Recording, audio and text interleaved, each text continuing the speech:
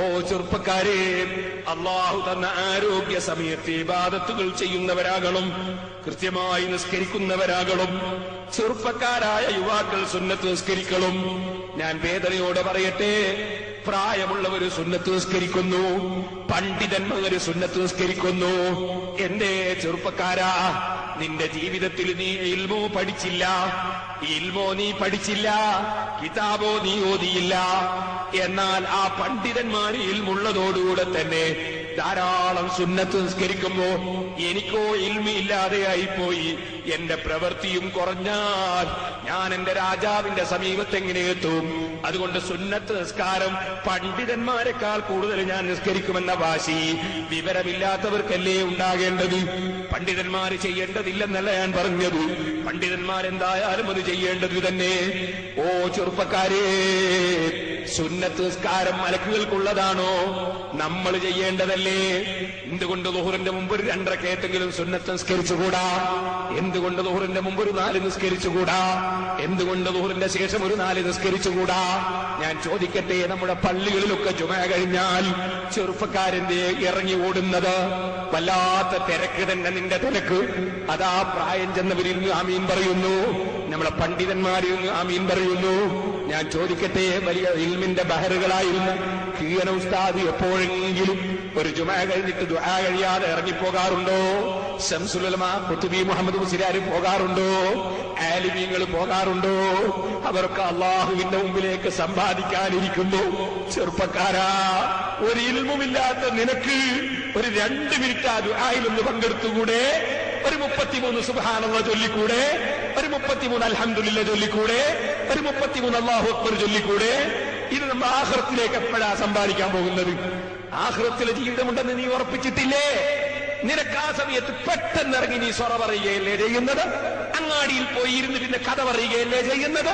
നിനക്ക് ആ ഒരു 33 സുബ്ഹാനല്ലാഹ് കഴിഞ്ഞിട്ട് ഇറങ്ങിയാ പോരെ? ഒരു 33 അൽഹംദുലില്ലാഹ് കഴിഞ്ഞിട്ട് ഇറങ്ങിയാ പോരെ?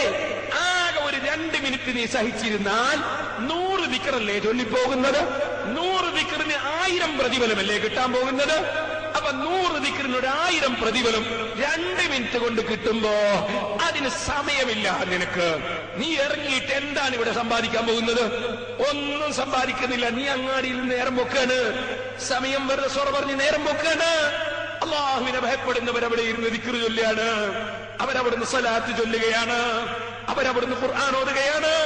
അവിടുന്ന് പണ്ഡിതന്മാർ 10 മിനിറ്റ് ജുമഅന്റെ ശേഷം പ്രസംഗിക്കുമ്പോ ആ പ്രസംഗം കേട്ട് ഇൽമു പഠിക്കുകയാണ് തഖ്വയുള്ളവര്. നിനക്കതിന് നേരമില്ല, നിനക്ക് ഭയങ്കര തിരക്കാണ്. നിന്റെ തിരക്ക് മരിക്കുന്നതോടെ തീർന്നില്ലേ ചെറുപ്പക്കാരാ? മരണത്തോടുകൂടെ തിരക്ക് തീർന്നില്ലേ? പിന്നെ തിരക്കുണ്ടോ ഇവിടെ? ഓ സഹോദരന്മാരെ, ആരിഫീങ്ങൾ പൊട്ടിക്കരഞ്ഞില്ലേ? ഞാൻ ദീർഘമായി പറയുന്നില്ല. ബഹുമാനപ്പെട്ട ഹുജ്ജത്തുൽ ഇസ്ലാം അബൂ ഹാമിദ് അൽ ഗസ്സാലി റഹ്മത്തുള്ളാഹി അലൈഹി തങ്ങൾ അവിടുന്ന് രേഖപ്പെടുത്തിയില്ലേ? ബഹുമാനപ്പെട്ട അതാഉസ്സുലമി റളിയല്ലാഹു തആല അൻഹു തങ്ങൾ, ആ അതാഉസ്സുലമി റളിയല്ലാഹു തആല അൻഹു തങ്ങൾ അതാ ജീവിതത്തിന് വേണ്ടി അധ്വാനിക്കുക എന്ന് നമ്മളോട് കൽപ്പിക്കപ്പെട്ടതാണ്. ജോലിയെടുത്താണ് മനുഷ്യൻ ജീവിക്കേണ്ടത്, യാചിച്ചുകൊണ്ടല്ല ജീവിക്കേണ്ടത്. അത് പണ്ഡിതന്മാർക്കും ജോലിയെടുക്കാം, സാധാരണക്കാർക്കും ജോലിയെടുക്കാം. ജോലിയെടുക്കുന്നത് നല്ലതാണ്. ബഹുമാനപ്പെട്ട അതാഉസ്സുലമി റളിയല്ലാഹു അൻഹു നല്ല ഒരു വസ്ത്രം നെയ്തുണ്ടാക്കി, അത് വളരെ ക്ലിയറാക്കി നെയ്തുണ്ടാക്കി. ശേഷം ആ വസ്ത്രവും എടുത്ത് അങ്ങാടിയിലേക്ക് പോയി. അങ്ങാടിയിൽ പോയത് എന്തിനാണ്? വസ്ത്രം വിൽക്കാനാണ്. വസ്ത്രം വിറ്റിട്ട് കാശുണ്ടാക്കി ജീവിക്കാനാണ്. അങ്ങനെ വസ്ത്രം വിൽക്കുന്ന സ്ഥലത്ത് അങ്ങാടിയിൽ കൊണ്ടുപോയി വസ്ത്രം ഇങ്ങനെ വെച്ചു.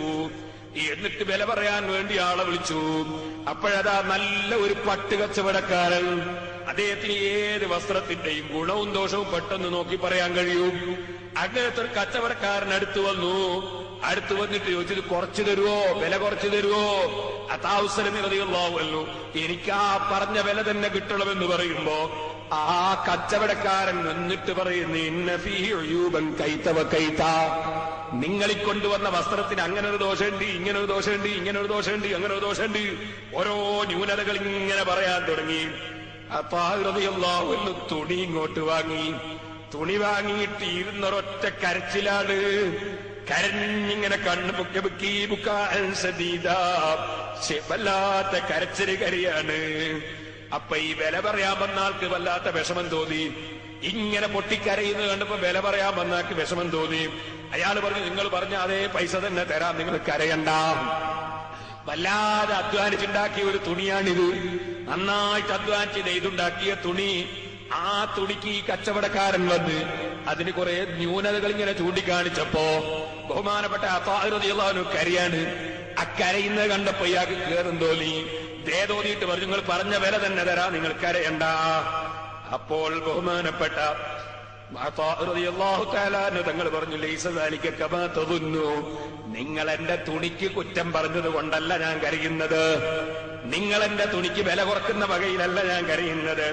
ഇന്നമാ അന ആമിലുൻ ഫീ ഹാദിഹി സ്നാഅതി, ഞാൻ ഈ തുണി നെയ്യാൻ വേണ്ടി വല്ലാതെ അധ്വാനിച്ചു.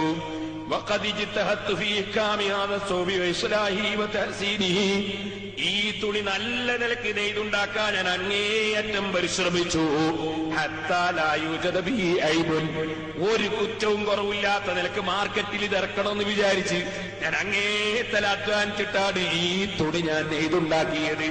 പക്ഷേ ഫലം അലൽ ബസീരി ബിഉയൂബിഹി അദ്ഹറ ഫീഹി ഉയൂബൻ കുന്തു അൻഹാ ഗാഫിലാ, ഞാനിത് വളരെ അധ്വാനിച്ചുണ്ടാക്കിയതാണെങ്കിലും ഈ തുണിയെ സംബന്ധിച്ച് നല്ല വിവരമുള്ള ഒരാളെ മുന്നിൽ എന്റെ തുണി ഇങ്ങെത്തി നോക്കുമ്പോ എത്ര കുറ്റമാണ് അയാൾ കണ്ടുപിടിച്ചത്. ഞാൻ എത്ര അധ്വാനിച്ചായതുണ്ടാക്കിയത്. പക്ഷേ ഒരറിയുന്നവന്റെ മുമ്പിൽ വന്നു നോക്കുമ്പോ ഈ തുണിക്കൊരായിരം കുറ്റം കണ്ടുപിടിച്ചില്ലേ. അപ്പോൾ എന്റെ ചിന്ത മാറിപ്പോയി. എന്റെ ചിന്ത പോയത്, ഞാനിവിടെ തുണി നെയ്യാനല്ലല്ലോ പടക്കപ്പെട്ടത്, അത് വിൽക്കാനല്ലല്ലോ പടക്കപ്പെട്ടത്. തുണി നെയ്യുന്നതും തുണി വിൽക്കുന്നതുമൊക്കെ ജീവിക്കാനല്ലേ. ജീവിക്കുന്നത് അല്ലാഹ് ഇബാദത്ത് എടുക്കാനല്ലേ. അല്ലാഹ് എന്നെ പഠിച്ചത് ഇബാദത്തിന് വേണ്ടിയല്ലേ. ആ ഇബാദത്ത് ഞാൻ എന്റെ അറിവനുസരിച്ചൊക്കെ ഇബാദത്ത് എടുക്കുന്നുണ്ട്.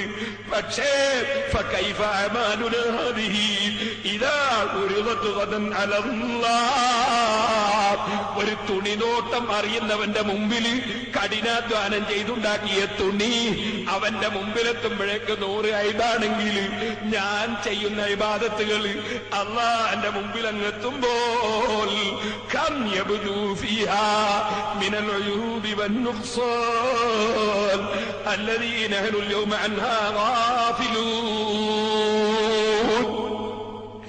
ഇന്ന് നമ്മളത് ശ്രദ്ധിക്കുന്നില്ല, മനസ്സിലാവുന്നില്ല.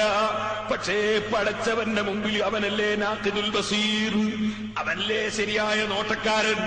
അവന്റെ മുമ്പിൽ കൊണ്ടുവന്ന് വെച്ച് എന്റെ അമൽ ഓരോന്നോരോന്നങ്ങ് പരിശോധിക്കുമ്പോ അല്ലാഹു തആല അതിനെന്തൊക്കെ കുറ്റങ്ങളായിരിക്കും കണ്ടെത്തുന്നത്. അത് ഓർത്തപ്പോൾ ഞാൻ പൊട്ടിക്കരഞ്ഞുപോയി. ഓ ചെറുപ്പക്കാരെ, സുന്നത്ത് നിസ്കരിക്കണമെന്ന് പറഞ്ഞില്ലേ അഷ്റഫുൽ ഖൽഖ് സല്ലല്ലാഹു അലൈഹി വസല്ലം തങ്ങൾ പറഞ്ഞു, ഫർള് നിസ്കാരത്തിന് വല്ല കേടും ഉണ്ടോ? അല്ലാഹുവിന്റെ മുമ്പിൽ എത്തുമ്പോ ഫർള് നിസ്കാരത്തിന് വല്ല കേടുമുണ്ടെന്ന് മലക്കുകളുടെ പരിശോധനയിൽ ബോധ്യപ്പെട്ടാൽ അല്ലാഹു തആല പറയും, അയാൾക്ക് സുന്നത്ത് നിസ്കാരം ഉണ്ടോ നോക്കണം.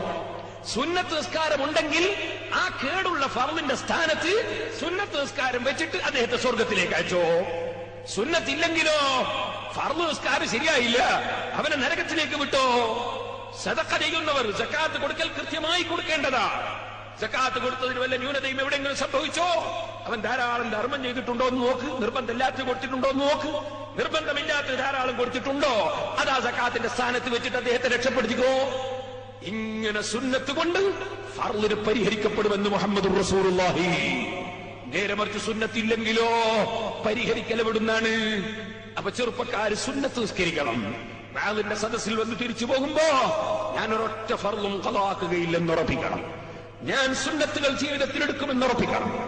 നമ്മൾ ഖുർആൻ ഒരു ദിവസം ഓതുമെന്ന് ഉറപ്പിക്കണം. സലാത്ത് ചൊല്ലുമെന്ന് ഉറപ്പിക്കണം. ദിക്ർ ഹൽഖയുടെ സദസ്സിൽ ഞാൻ പോയിരിക്കുമെന്ന് ഉറപ്പിക്കണം. ദിക്റും സലാത്തും ചെല്ലുമ്പോൾ പങ്കെടുക്കണം. മൗലിദ്